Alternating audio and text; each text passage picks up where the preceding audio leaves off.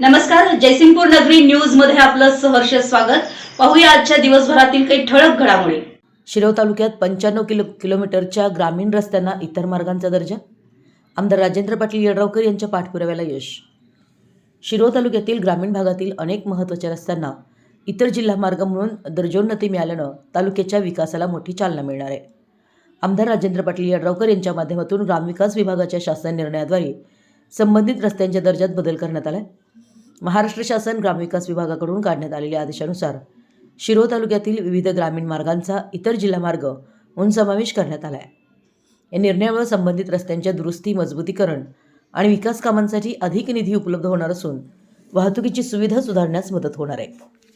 या ग्रामीण रस्त्यांसाठी अगोदरच राज्य शासनाचा निधी मिळत नसल्यानं रस्त्यांचा विकास होत नव्हता। मात्र आता या 9 रस्त्यांना दर्जोन्नती मिळाल्यानं राज्य शासनाचा थेट निधी या रस्त्यांना मिळणार असून शिरोळ तालुक्यातील रस्ते मजबूत होणार आहेत।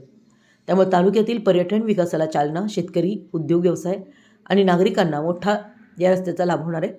शिरोळ घालवाड ते प्रमुख जिल्हा मार्गाला जोडणारा रस्ता, प्रमुख जिल्हा मार्ग ते हसूर, बनवाडी, कनवाड ते म्हैसाळ धरणाकडे जाणारा रस्ता, दत्तवाड, पिरकुरण, टाकळीवाडी ते हिरवाळ, श्री संतुबाई नदी पाणवठा रस्ता, राज्यमार्ग 142 ते आगर, शिरोळ घालवाड, MSCB, शिर्टी ते नृसिंहवाडी रस्ता, हेरवाड, लाटवाडी ते आयको सुदगिरणी रस्ता, टाकोडे व इतर जिल्हा मार्ग 44 व इतर जिल्हा मार्ग 43, दत्त सोयाबीन प्रकल्प ते हरोली प्रमुख जिल्हा मार्ग 31ला मिळणारा रस्ता, दत्तवाड, हद्द, दड्डी ते जुनी दानवाड, नवे दानवाड, टाकळीवाडी, मजरेवाडी प्रमुख जिल्हा मार्ग 102ला मिळणारा रस्ता, दानोळी, धनवडे वसाहत, उमळवाड, उदगाव ते दत्त साखर कारखाना रस्ता, एकूण 95.15 किलोमीटरच्या रस्त्यांना इतर जिल्हा मार्गाचा दर्जा मिळाला आहे।